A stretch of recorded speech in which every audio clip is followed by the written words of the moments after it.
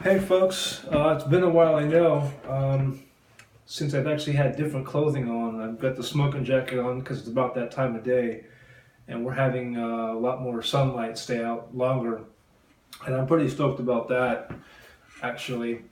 So I can do videos later at day and put them up later, and I promise I'll continue back on a regular cycle and get these recorded a few videos at a time and shoot them up on time in case of you are paying attention. But it's been a long, long week. Short news is, over the previous weekend, driver's ed happened, and that required me to get up literally at 7 o'clock in the morning to go to Chambly, which meant an hour and a half long train ride. Only thing is, I still sleep or still go to bed at 3 o'clock in the morning, even if I have to get up at 7, because I can't go to bed at midnight. It's just not going to happen without copious amounts of alcohol. And who wants to show up to driver's ed hungover? Not that I would mind not doing it, as long as I'm not behind the wheel, but I had kind of an impression to make on account of the fact that primarily I was going to be surrounded by teenagers. Joy. Anyway, this week's writing tip, I want to talk to you a little bit about pacing. And when I was looking at the original blog post, I had come across the concept of what pacing is in an erotic story and how it really works out in the grand scheme of things. And then I have an example that I was going to post underneath the bottom of the video here, but then I realized a couple things. First of all my references in the story are in the blog post are several years old and they're fairly outdated. Second of all, the example that I had used was also outdated on account of I'd rewritten that story from the ground up last year, not back in 2011. And third of all, I thought it prudent to simply just give you the concept and definition of what pacing is and how it applies to your story. In future blog posts, or future vlog posts, I should say, we're going to talk a little bit about the technical aspect of pacing in terms of story characterization, structure, how you really want to craft your scenes, and why you want to craft your scenes a certain way. But for this purpose, we'll just give a general idea on what pacing is. And pacing is, for all intents and purposes, the movement of the story. In short, how fast things go and happen. Traditionally, a lot of science fiction, particularly high science fiction and fantasy stories, happen to pace a little slower, primarily because you've got large amounts of world building, as well as copious amounts of backstory, history, and character development that have to go on. And that's all fine and good. That's what the traditional sci-fi reader likes. I'm going to also continue with, I've had lots of caffeine today, which is why the spastic movements with my legs and things like that. So we'll carry on. In romance, depending on the subgenre of romance, the pacing is going to be either quicker or slower, partially determined by the subgenre, partially determined by the writer and his or her style. I like action-paced stories that move along at a good clip. But this pacing also includes not just the actual action in the story, but the emotional growth. The emotional growth needs to be believable.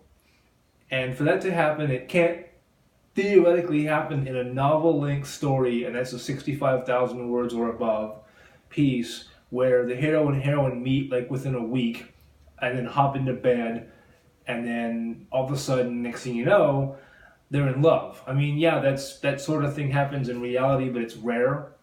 And when it does happen in reality as not the real thing, it's often masqueraded as lust. In all these little short, I don't know what you even call them at this point, these little short 25,000 word stories that are coming out where this kind of crap happens, the only reason the authors get away with it is because two things. Number one, an editor doesn't come in there and kick their ass to make them develop the fantasy better. And number two, the readers realize it's simply a fantasy. Doesn't mean you can't do it, simply means you need to understand what you're doing. I mentioned in this blog post that we do talk about the concept of pacing from the story or standpoint of if it doesn't work. And I will lay this out right now. If you're trying to pace a story for the sake of art, GTFO, all right? And here's why. There's nothing wrong with that if you understand that you're not going to sell. Nobody buys literature of any kind in traditional fiction for the literary aspect. Case in point, the literary authors in romance and the literary authors in the larger genres don't make a ton of money. They really don't.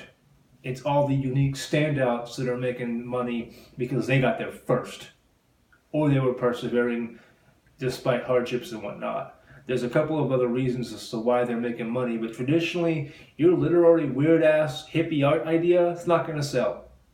So you need to become consistent with the pacing of a traditional story. That doesn't mean you can't do different things. It doesn't mean you can't change things up. It simply means you need to have the basic plot down. And when you break it down, and this is going to suck to hear, but when you break it down, at the very end of the day, I don't care what you're writing in genre fiction, it's formulaic. What makes you stand out from the other authors who use the same formula that we all do is your voice, your story.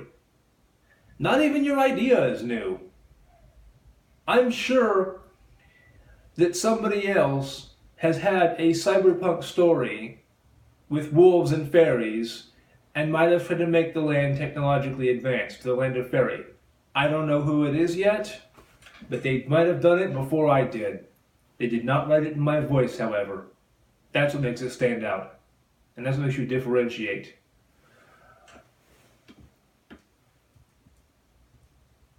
Pacing is key to the story and the elements that it dictates how fast things move. So, for example, if you've got a piece where it's an action-adventure piece, right? And you just continue to have hit after hit after hit of action. Realistically, the reader may enjoy that story, but it tires them out a tremendous amount.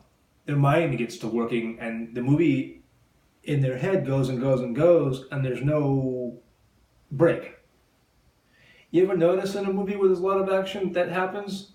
Even the ones where they denote them as non-stop action, those movies have a stop in the action. You end up getting some other developmental idea in the story when that happens, instead of just action, action, action all the time. Die Hard. The Die Hard movies are a great example, because you've got the story where every single time something goes off, that sets off a reaction for our hero to do something else, but then every once in a blue moon, he's trapped with a ton of bullet wounds, and he has to think. And a different sort of action that doesn't move at such fast pace can occur. He can call the bad guy on the phone and try to negotiate, or the camera will cut away to the police force complaining about his reckless behavior or how they're going to save the hostage situation this time. The pacing of the story must make sense, and it must be continuous. You really don't want to have a story that's like hard pacing, and then soft, and then long periods of soft, and then hard again, or hard, soft. You want to break up the ebb and flow to where it makes sense, but you also want to make sure that you're consistent. That's what you really want to have happen in your pacing.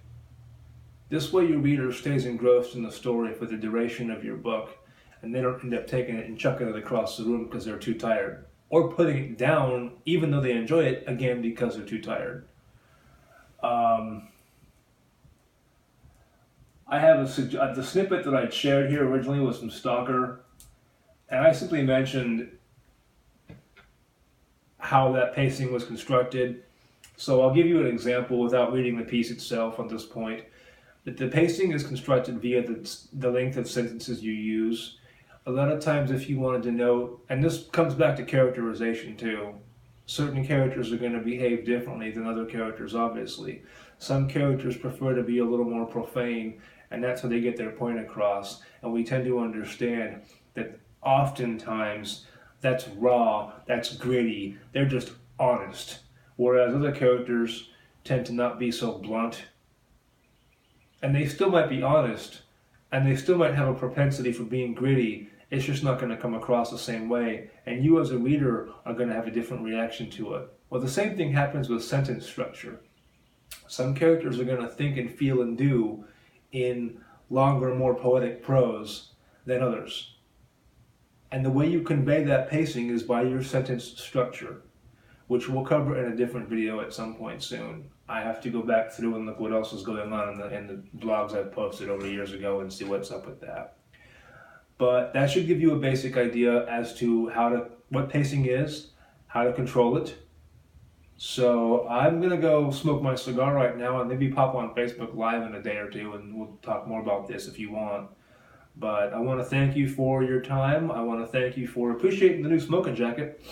And I want to remind you to share this video with your friends, like and subscribe, and I will see you guys in a week.